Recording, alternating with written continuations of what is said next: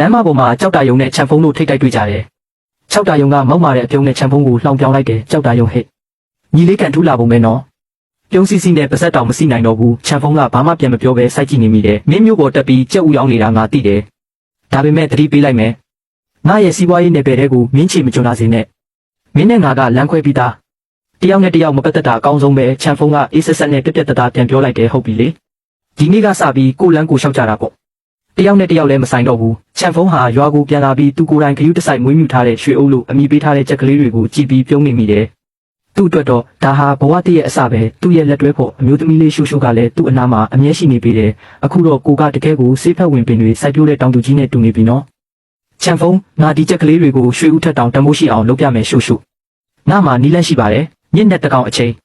ကြောက်တာယုံဟာမနာလိုစိတ်နဲ့ခြံဖုံးရဲ့ကြက်ချန်တွေကိုခိုးဝင်လာတယ်။သူကခြံဖုံးရဲ့အောင်မြင်မှုကိုဖျက်ဆီးဖို့ကြံစီနေတာပါခြံဖုံးမင်းငါထက်တာသွားမယ်လို့ထင်နေတာလားမင်းမမားနဲ့လေနောက်တနေ့မနက်မှာတော့ခြံဖုံးစီကိုဖုံးတစ်ခုဝင်လာတယ်ဝေယူသူဖုံးထဲမှာရှိနေချိန်ကျမစုချချင်ပါရှင်ပို့လိုက်တဲ့ကြက်ဥတွေကအရန်ကောင်းပါတယ်စဖုံးမှုတွေကလည်းအစင်းမြင့်အရေးသွေးလို့မှတ်ချက်ပေးတယ်ကျမရှိစီကနေရေရှိဝေချင်ပါတယ်အခုစရန်ငွေအနေနဲ့ယွန်း1000လွှဲပေးလိုက်ပြီနော်ခြံဖုံးနဲ့ရှုပ်ရှုပ်လို့အရန်ဝမ်းသာသွားကြတယ်ဒါပေမဲ့အောင်မြင်မှုနဲ့အတူကန်ဆုံမှုကလည်းကပ်ပါလာခဲ့တယ်ခြံဖုံးကြက်ချန်နဲ့သွားတဲ့အခါအချစ်ဆုံးရွှေဦးကြက်မကြီးဟာမြေပြင်ပေါ်မှာလဲကျနေတာကိုတွေ့လိုက်ရတယ်တစုံတစ်ယောက်ကစေးတိုက်ပြီးတပ်ဖို့ကြံစီသွားတာပါဖះကြီးရွှေဦးလေးဘာဖြစ်သွားတာလဲဒေါသတကြီးနဲ့ဒါကြောက်တာယုံလက်ချက်ပဲခြံဖုံးဟာစိတ်တက်မကြပဲရှေးဟောင်းစေးချမ်းကိုပြန်လည်ကြည့်တယ်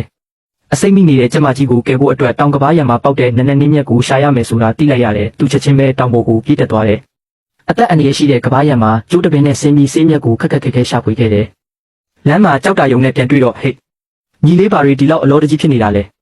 ဟိုရွှေဦးရဲ့ကြက်မကြီးတည်သွားလို့အတူကအခမ်းအနားလုပ်ဖို့ပြင်နေတာလားခြံဖုံးကဘာမှပြန်မပြောဘဲသူ့ကိုစိုက်ကြည့်ပြီးဆက်ပြေးသွားတယ်ကဘားရံထက်မှာခြံဖုံးဟာချွေးတော်သားထွက်ရင်စေးမြက်ကိုရှာတွေ့ဖို့ကြိုးစားနေတယ်နန်းနန်းနင်းမြက်မင်းပင်မလဲငါမင်းကိုရှာတွေ့မှဖြစ်မယ်နောက်ဆုံးမှာတော့သူစေးမြက်ကိုရှာတွေ့သွားပြီးရွှေဦးလေးကိုကဲတင်နိုင်ဖို့မျှော်လင့်ချက်အပြည့်နဲ့ပြန်လာခဲ့ပါတော့တယ်